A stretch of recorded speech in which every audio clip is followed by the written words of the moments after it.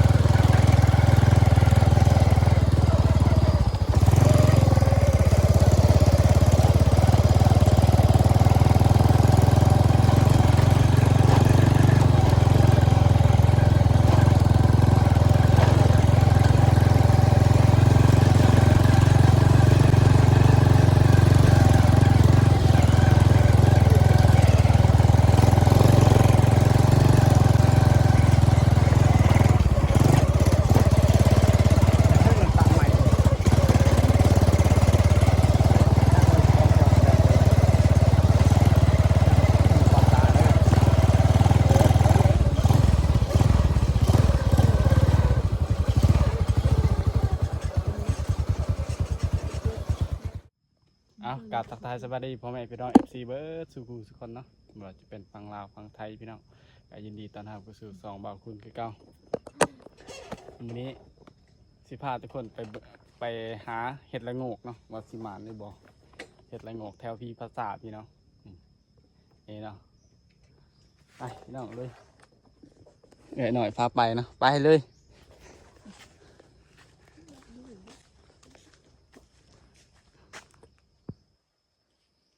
ตอนเฮ็ดเฮือนพี่ภาษาพออำคาเพิ่นเนาะเลยเพาะแถวนี้พี่น้องอำคาเนาะเบิ่งกันพอนี่แถวนี้นี่หาเบิ่งแถวนี้เข้าเบิ่ง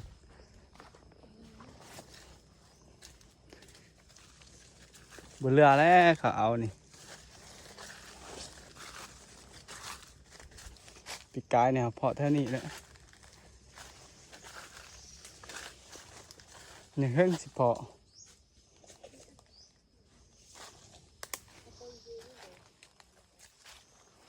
มีแล้วแถวพุ่นแห้งจับบกะอีกแถวนั้นแล้วแถวนี้จะยังว่าเอาไว้บกะบุแถวที่ปราสาทสินะหาเห็ดละโงกเนาะแต่ว่าน่าจะบนเรือแหละเขาเห็ดเขาเอาก่อนแล้วเนาะ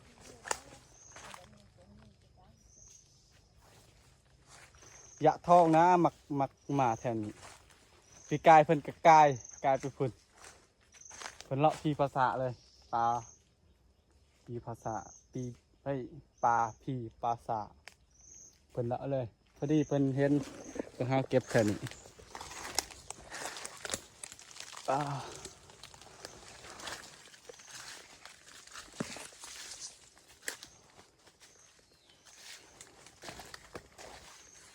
นี่เห็นสิมาสิเข้าลึกเด้อหาแถวนี้แหละบ่มีดอกอยู่หัน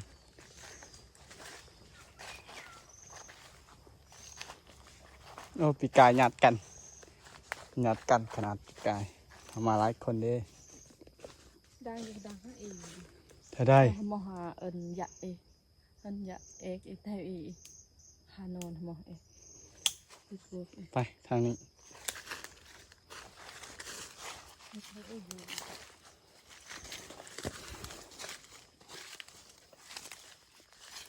บ่มีดอกเห็ดละโงกเขาเอาหมดแหละ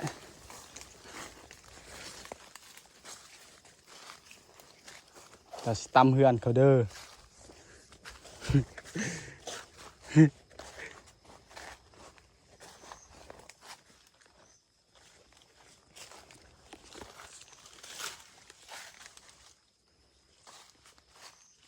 บ่หมานพี่น้องเอ้ยเขาเอาหมดแหละ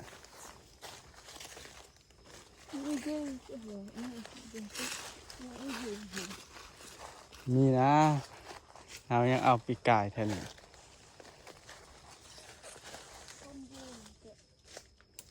มันมุดบ่จักมุดแถวอันใบใหม่ฝนตกบ่ค่อยแห้งนะแถวทางนี้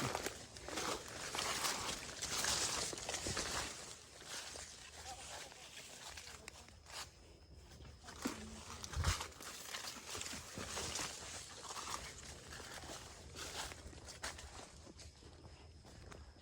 ปีกายเอาเท่านี้แหละปีกายหมดแล้วอ่างขาเอา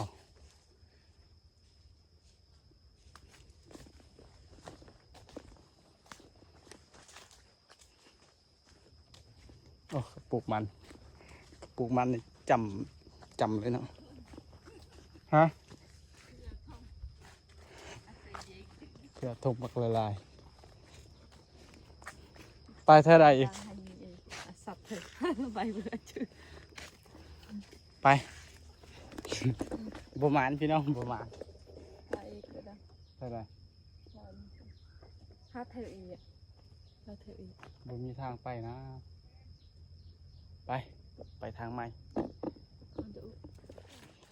มาทางนี้อีกหาเห็ดปวกอีกพี่น้องหาเห็ดละโงกบ่หมานพี่น้องเอ้ยก็เอาหมดเลยนะเอามาสายโพดเลยพี่น้องจน10 โมงเลยนะมาตาสางอันนี้ทันอยู่นี่นะเขาเสื้อบ่มีนั่นปีกายเขาเคยเอาเลยเด้หลายได้ปีกายได้คอยทงหนึ่งพุดทงหนึ่งหักทงหนึ่ง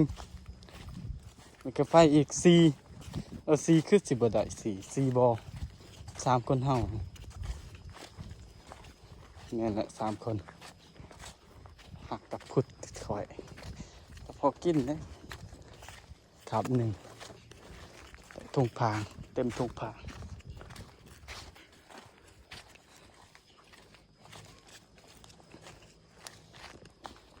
แต่ได้สิมีถ้าได้กบไม่สักไหมนี่บ่อันนี้บ่กบไม่สักเข้าคือบ่บ่หมดอย่างไรแทนที่เขาซื้อเลยได้เขาซื้อแล้ว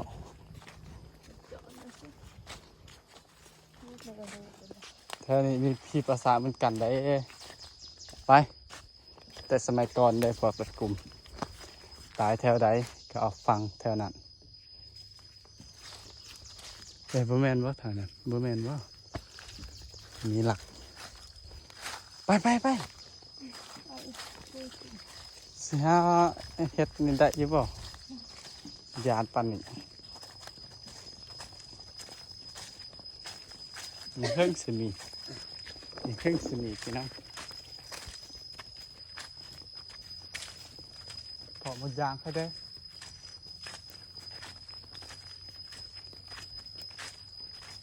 หาเฮ็ดพี่น้อง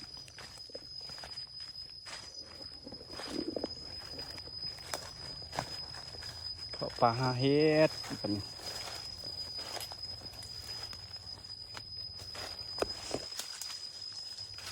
เฮ็ดละโงกมีบ่น้อ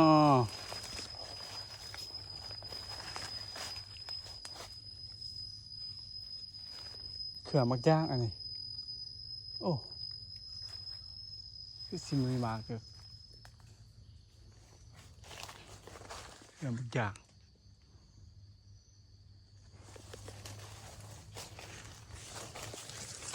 โอ้ยคนประมาณกับประมาณแล้วนี่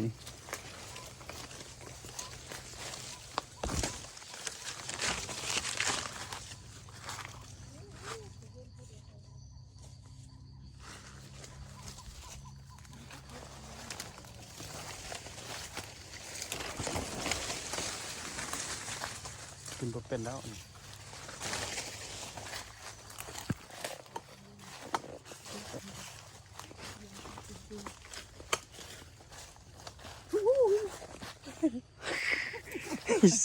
โอ้มานแล้วพี่น้อง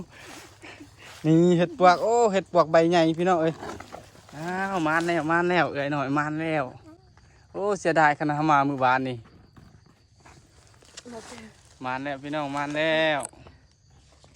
เอาเก็บคอยจนตื่นมึงยานโอ้พี่น้องเอ้ยเสียดายเด้ขนาดมามือบานนี่พอดีเลยเห็ดปวกใบใหญ่อีกลายคักลายพี่น้องโอ้นี่พี่น้องมาแล้วโอ้ ทำอยู่บ้านทำมานี่โอ้พอดีมาหมู่บ้านนี่พอดีเลยโอ้บ่งามพี่น้องเอ้ยนี่ประมาณอยู่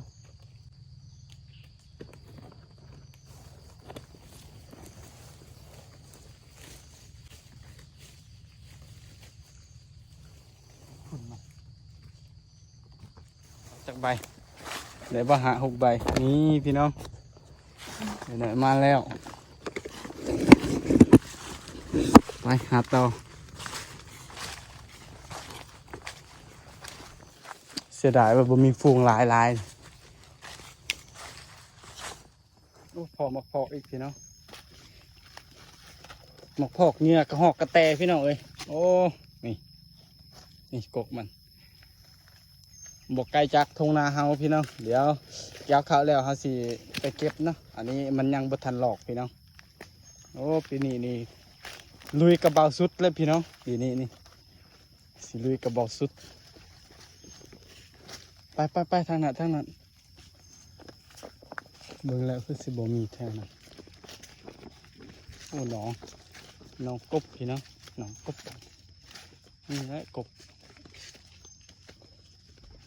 โอ้ยุงหลาย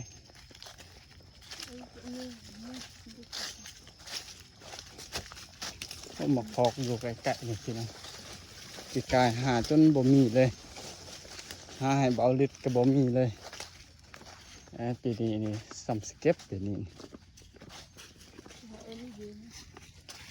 ได้บานตะมูกเจาะได้ไรบ่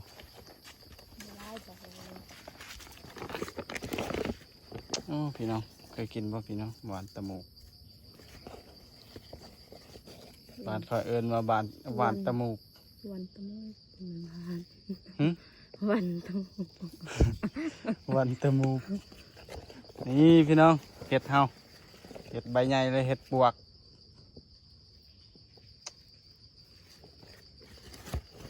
ใบใหญ่พี่น้องนี่โอ้เสียดายเอามาบ่ทันเวลามันพี่น้องพอได้เยอะพอแกงอยู่พี่น้องกลับก่อนพี่น้องเอ้ยหมดทิมฐานแล้วและที่ปราสาทกระบบพอเนาะขุดไอ้ยังอันนี้มันเห็ดปวกดำอันนี้นี่ขุดนี่ปวกดำ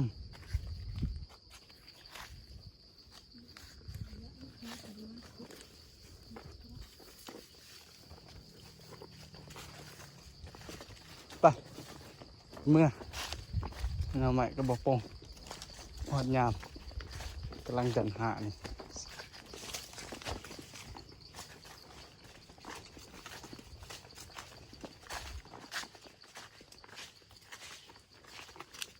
Cuốn, cuốn cắt làm gì?